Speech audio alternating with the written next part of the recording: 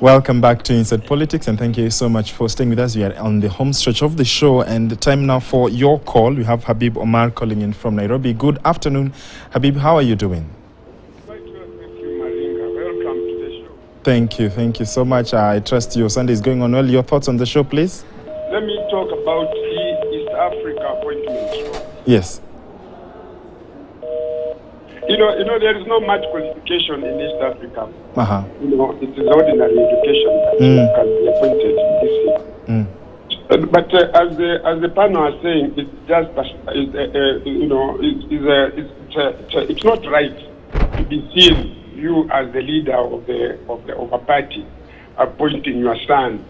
If Maringa is my son and he's a doctor, it's different because you are appointing him because he's a doctor. In a hospital. If Maringa is appointed is an athlete, and I'm the chairman of athletes in Kenya, he's a good runner. There's nothing wrong with him going. But then appointing the sons and daughters, I don't think that is right. Well, let me come to the DPP. Yes. You remember before there was the police. The police were supposed to arrest and prosecute. I think these two issues should be revisited again, because it becomes so difficult for the DCI, who combines investigation, who is a witness in the case. He sends the files DPP. There still exists some confusion. Okay. Fine. Now we have this diplomat situation whereby we don't charge countries to pay for visas in this Kenya. I think every country that we don't charge visas should also reciprocate the same. Because like South Africa, for many years, we have been paying visas to go to South Africa. Why did it's good that the president have met with the other president. They should also go further and see that this particular one is actually done. Now, issues of insecurity, Maringa, let me tell you. I think the new broom sweeps well. IG, I don't know whether it is our area, in the Westlands, is some riders in duos have gone amok. They are stealing from people everywhere. Like last week, there was one person who was stabbed when he refused with his phone. Last night, I also met a woman crying somewhere here. It is going to go overboard. And some people are saying it's politics, because now it is going almost everywhere. I think the IG should take that matter very, very seriously. Otherwise, robbery during the day is going to go overboard. Thank you so much, Habib Omar, calling in from Nairobi, for your thoughts on the show. Kevin Okech from Migori, good afternoon, sir. How are you doing? And your thoughts on the show, or questions to the panelists, if you have any. Hello, are you still there? Yes. Yeah, go on. How are you? I'm doing good. How are you? Salimia baki mlaki yangu. Salimika. Sasa nataka kusema huyu mtu anaitwa Raila Odinga. Anafanyanga mistake. Naona kama sasa tutajua nasema kuchagua relative go positive. Hiyo ni makosa kubwa. Okay. Na ndio na support Max Bichase because aliongea ukweli. Kama hiyo Iyala. Yes. It is not a family affair.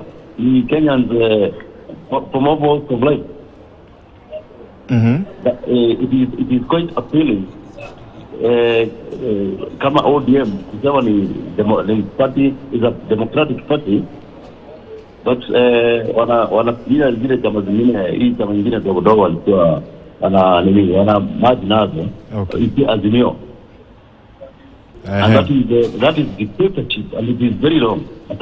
Asante sana. Thank you so much, Kevin Okech, for calling in. Mwita Nyangi from calling in from Migori as well. Good afternoon. How are you doing? Your thoughts on the show, please. Thank you. The floor is yours. Hello? Yeah, hello. We can hear you. Can you hear me? Yeah, good afternoon. Good afternoon to you. Yeah, my name is Mwita Nyangi. Yes. My name is Mwita Nyangi. Go on, sir. Yeah. you from Isibania, Migori County. That's Kuria, Migori County. Yeah, I would want just to contribute. I just want to contribute on these year nominations. Yeah. Of course, it has become a typical issue for most of the political parties. And it was not coming out very clearly. What is the criteria, for consideration in terms of nominating or for nominations? Is not very clear in most of the parties, and especially my party, Jubilee, where I belong, where I feel there is a problem. That there are 3 nominees who are given an opportunity to go for nomination, who happen to be the party leader, Mheshimiwa Kione, and also Director of Elections. And we're saying then what is the point of the parties using the same people who have the same opportunity? And we're saying that just apply and let the party decide, and these fellows decide on their own. So I think it's important, for political parties to come out with the criteria of saying for you to be qualified for this appointment, you need to have certain qualification, maybe in terms of education, in terms of, political competency or background, so that it becomes more clear and more competitive.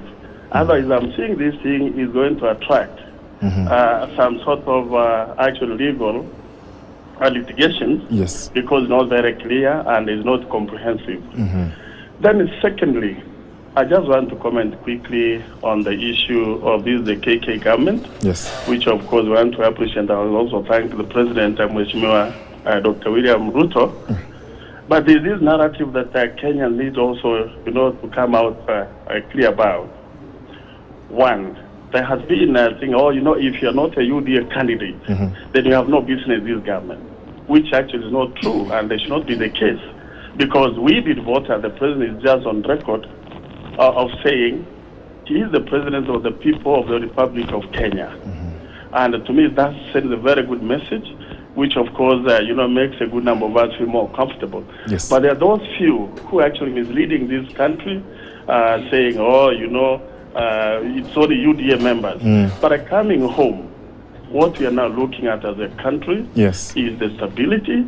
We have accepted that the President of the Republic of Kenya, who was voted by Kenya's Mheshimiwa William Ruto, he has to take up the responsibility, has to take up his government has to provide the leadership.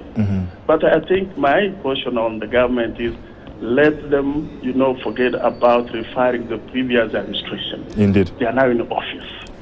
Thank you. Thank you, this country. Thank you, sir. Thank you for calling in. Of course, your thoughts on the show, we appreciate your call-ins. And we now head to the home stretch where I pick the final thoughts of my panelists here in studio. And I'll begin with you, Dismas Mukua. What are your final thoughts, even as you end up on the conversations that we've had today? And moving forward, what would you like to see happen politically? Some of the issues we've seen, the Deputy President's remarks, even some, trips saying that he needs to focus now on delivering to the country and avoid the ghosts of the elections which appear to be haunting him. What would you like to see moving forward? Yeah, for me, I'd like to begin from where one of the callers said about the levels of insecurity. So the Inspector General has got his work well defined, because there are cases of mugging, guys coming, snatching your phone, as well as the banditry. And during his vetting process and after he was sworn in, the statements he made inspired a lot of confidence. And then the second is to President William Ruto. In as much as he has told Kenyans to give him 1 year, but people need to see some concrete measures being taken, so that at the end of 1 year, then people can start dancing to the bank. Because people are really right now, they're boiling over. They're suffering from food insecurity. They're suffering from healthcare insecurity, everything else. And we go back to those very interesting piece of statistics that we are right now, the multidimensional poverty in Kenya is at 64%. So it's got this unique opportunity to reverse that in the next 5 years, so that when an average Kenyan wakes up early in the morning, they're not worried about food security. They're not worried about healthcare security. They're not worried about fertilizer. Those are the challenges. And also to encourage him to go on with this commercial diplomacy, because very soon you will have a lot of FDI coming to Kenya, and that's promoting our exports as well as promoting our labor. And then, of course, now you have the draft regulations of the Hustler Fund, which gives Kenyans a lot of confidence that he's about to deliver on his campaign promises, and also on the cabinet secretaries. A number of them have been accused of making pronouncements which do not make sense. But I think a number of them have been quoted out of context. Like, for instance, when the CS of Education indicated that universities don't need to rely on government for 100% financing, it was misquoted, and people said, wait a minute, Gachagua said universities are not going to be receiving any more coin. Well, in fact, he told them, well, the government will continue supporting you. You need to go into research, you need to go to innovation. I actually understand in other parts of the world, the vice chancellors are proactively looking for resources. And finally, on the universities, I think it's about time we reviewed the Universities Act, so that outside having a vice chancellor who is a professor of maybe anthropology or physics, the people under him, especially the deputy vice chancellor for finance and administration, maybe they should be professionals, they should be management accountants or even financial accountants, people with a business mind. Because right now there's a risk that there could be potentially a lot of incest, where you have a group of 10 professors running a university, and the tragedy is that if nobody in that group has got a business mind, then they rely on government 100% for financing. Indeed. Ishmael, this is parting short. Number one, matters security. If the police are not involved in any crime, at least now we have some little evidence from the DPP and the DCI, then they will stop crime immediately on its track, completely. And we've also learned that they must serve as a police. It's a police service. They must serve Kenyans. Nasio tafadhali. The president and his deputy and the ministers and principal secretaries who are being appointed, awaiting vetting, they should work for us. Nasio tafadhali. And in terms of security matters, Maringa, you saw when Koome was being the new inspector general of police, he said, I can't answer some of the questions you are asking me because we have both friendly forces and unfriendly forces. So I go back to advice, since we come here to speak on national television, that when you are dealing with security matters, the head of state must be kind enough and be gentle enough to go around it in the boardroom than speaking openly what you think about security issues, especially where it is antagonizing the security forces. I think that's it for today. Bichachi, you get the last word. I think as a country, we are at a very interesting time. Why? We are at an interesting time because the times are tough economically, more than had been predicted over the last 10 years. You know, everyone used to say we are collapsing, we're collapsing. Now we really have problems in terms of inflation, in terms of the cost of living and things like that. Number two, Kenya is coming out of a pandemic, so we need very creative ways to make resources. Thirdly, we've come out of an election that divided us again, as usually happens. Therefore, to the sitting government, you won. Congratulations. You, however, do not have the luxury of doing a victory lap. That lap should be a lap to fix the issues that Kenyans are crying about. Kenya is in pain, security-wise, stomach-wise, shelter-wise.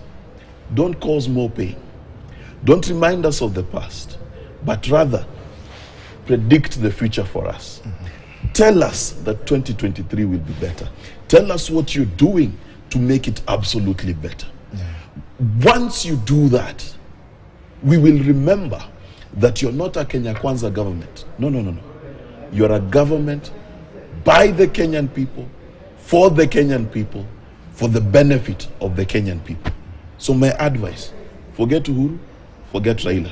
Remember every Kenyan. Indeed, and what a great way to wind up the show today. My name is George Maringa. Thank you so much for watching Inside Politics. As always, stay safe and be kind to one another. I've been speaking to Mark Bichachi, a communications strategist, Ishmael Nyaribo, a lawyer, as well as Dismas Mukua, a political risk analyst. And we thank you also for your feedback and calling in and all your thoughts as well. I'll see you next time. Up next is news on Weekend at 1. Do stay with KTN News.